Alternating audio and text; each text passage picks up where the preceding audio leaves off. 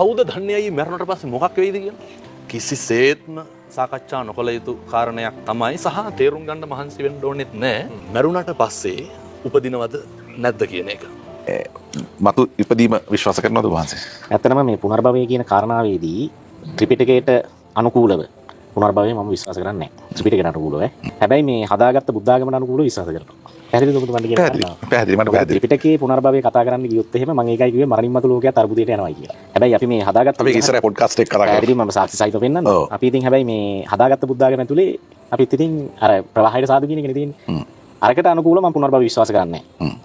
හැබැයි මේ විවහාරික දැන් මේ යන අපි හදාගත්ත බුද්ධාගමට අනුව විශ්වාස කරනවා. ඒකට මේකේ තියෙන කාරණාව තමයි සසර වසන තුරු නිවන් දකින්න තුරු පිංකේ තෙල රන්දරනේ යලි උපදින්න කියලා ප්‍රාර්ථනාවක් කරන්නේ. ප්‍රාර්ථනාවක් නේ කරන්නේ. ඊට පස්සේ දැන් අපි ඒකයි අර වයසින් වැඩෙද්දී මම කල්පනා කරපු දේ තමයි මේ ප්‍රාර්ථනාවේ පදනම මොකක්ද? දැන් සංසාරේ තියෙනවා. සංසාරය කියන්නේ මොකක්ද? දැන් අපි මිනිස්සුන්ට කියලා තියෙන ඕගොල්ලෝ මැරමින් ඉපදිනවා කියන කාරණාව.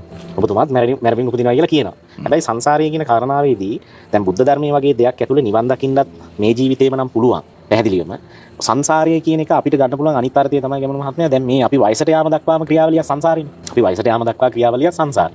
එතකොට බුදුරජාණන් වහන්සේ ලෝකය දුක ඊළඟට දුකින් මිදීම කියන කාරණා පැනෙන්නේ අපි මේ ජීවත් වෙන කුඩා කාල පරාසයක තත්වයක්නේ.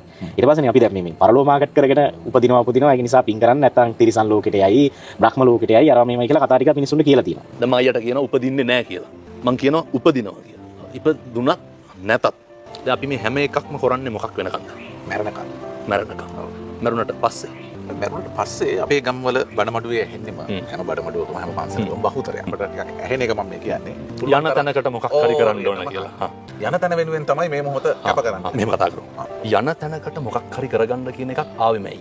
ආවේ ඇයි? ඔව්. යන තැනකට මොකක් හරි කරගන්න කියන්නේ අකුසලයක් නෙමෙයි. යන තැනකට මොකක් හරි කරගන්න ඕන කියලා මිනිස්සු හොඳ වැඩක්ද කරන්නේ නරක වැඩක්ද කරන්නේ? යන තැනකට කරගන්න හොඳ වැඩක් නෙමෙයි. හොඳ වැඩක්. ඒකේ අරමුණ මොකක්ද? හොඳ වැඩක් වෙනුවෙන් මෙහෙයවීම. අරමුණු ගත කිරීම. අරමුණු ගත කිරීම. මොකක්ද ඔකේ තියෙන වැරද්ද? සද්ධර් රත්නාවලිය ලියන ධර්මසේන හාමුදුරුවෝ මොකක්ද කියන්නේ? නුවණ මදවත් කුසල ඡන්දය කැමැති. අර බුද්ධියෙන් තරමක හීනභාවයක් තියෙන මිනිස්සු නමුත් පිනට දහමට කැමැති මිනිස්සුන්ට මම මේ සද්ධර්ම රත්නාවලිය ලියනවා කියලා උන්වහන්සේ කියන්නේ. තේරුම් ගන්න බැරි මිනිස්සුන්ට මේක තේරුම් කරන්න ඕනේ. විදිහක් තියෙනවනේ. දිව්‍ය ලෝකේ ආයි උපදිනවද නැද්ද කියන එක පිළිගන්න කැමැති වුණත් අකමැති වුණත් ඒ තර්කයේ ජයග්‍රහණය කරවන්න වඩා මම උත්සාහ කරන්නේ මොකේද? දිව්‍ය ලෝකයන්ට වැඩ කරන්න.